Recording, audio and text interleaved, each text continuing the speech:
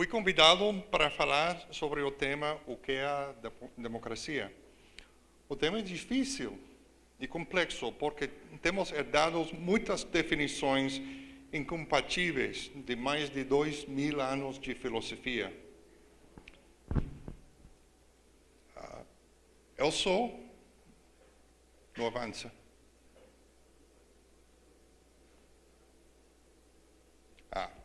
Eu sou um dos pesquisadores principais de um projeto chamado Variedades da Democracia, ou VIDEM. Produzimos indicadores da democracia, ou a falta da democracia, ao nível nacional para quase todos os países do mundo desde o ano 1900 até hoje. Para fazê-lo, foi necessário formar conceitos da democracia que tinham validez em todos os contextos geográficos e históricos do mundo moderno. O nosso equipe, que é bastante grande, como vocês podem ver, incluindo o professor brasileiro Sérgio Praça, comparte a ideia de que não podemos impor uma definição sozinha, não seria aceitada. Ao contrário, reconhecemos 5 concepções distintas da democracia: a democracia eleitoral, liberal, participativa, deliberativa e a democracia igualitária. Cada uma delas tem legitimidade filosófica, cada uma merece respeito. Mas para a gente a democracia eleitoral é fundamental. Não existe democracia liberal, participativa, deliberativa, nem igualitária, sem democracia eleitoral. Por isso, ficou no centro dos outros conceitos neste gráfico, e é componente dos demais tipos de democracia. E a democracia eleitoral não pode se reduzir a um critério simples como governo eleito ou competência partidária. Como nos ensinou Robert Dahl, a mera competência eleitoral não basta. As eleições têm que realizar-se em um ambiente de respeito para as liberdades civis, a liberdade de associação, o acesso a informações diversas e o sufrágio estendido. Assim que o nosso índice de democracia eleitoral combina 5 componentes: oficiais eleitos, sufrágio universal, liberdade civis, liberdade de associação e liberdade de expressão. Cada um dos demais critérios, os demais conceitos ou princípios da democracia basa-se numa crítica de coisas que estão faltando no conceito da democracia eleitoral.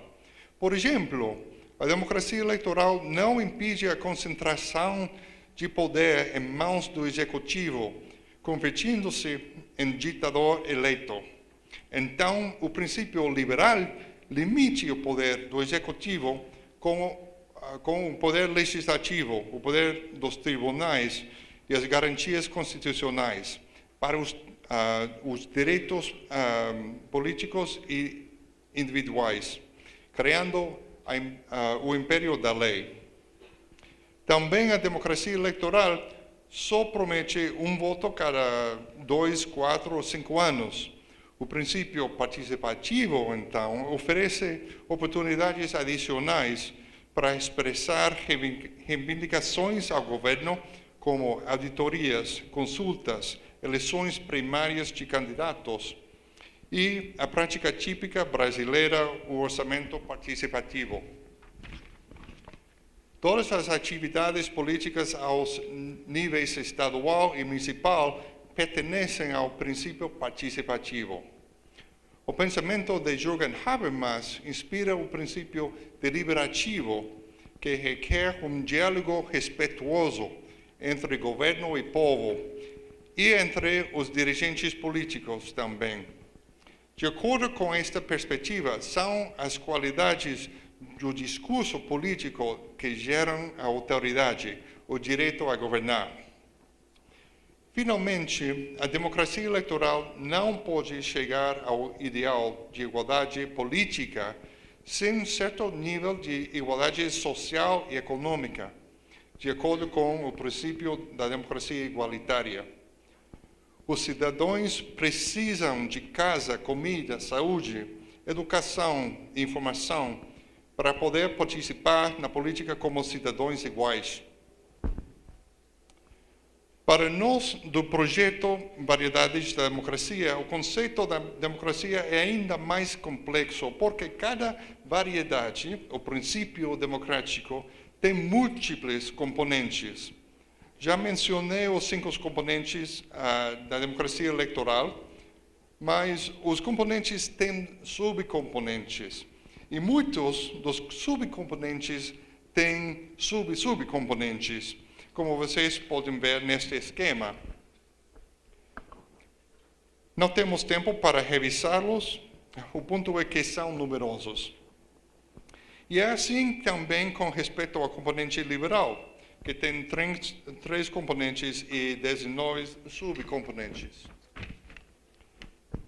E o componente participativo, que tem 4 componentes para nós e dezenas de subcomponentes que não incluí nessa diapositiva.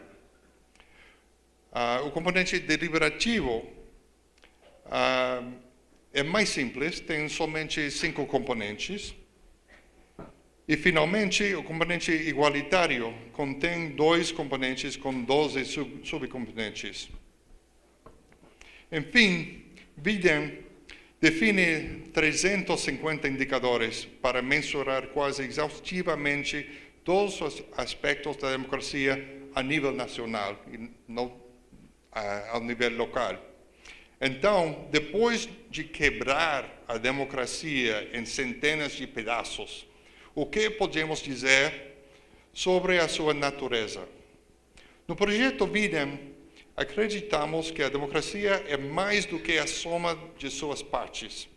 As distintas partes se fortalecem. Por exemplo, a competência entre partidos se fortalece enquanto o presidente respeita as leis.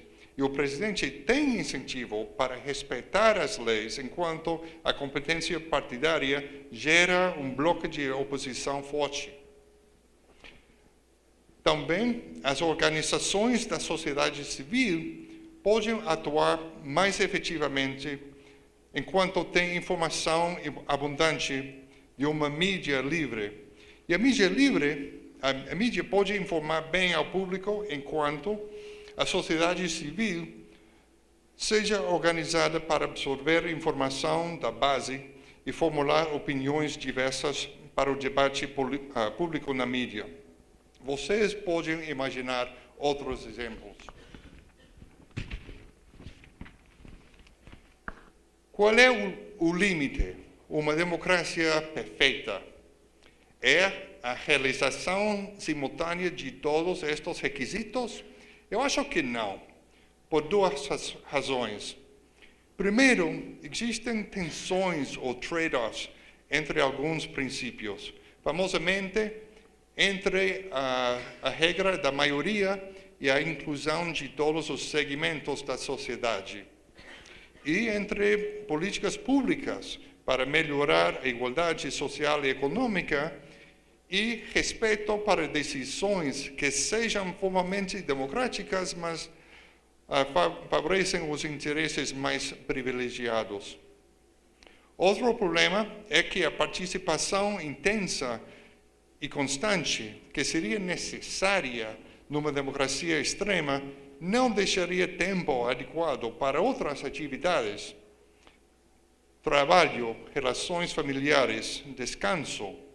Posso imaginar um excesso da democracia.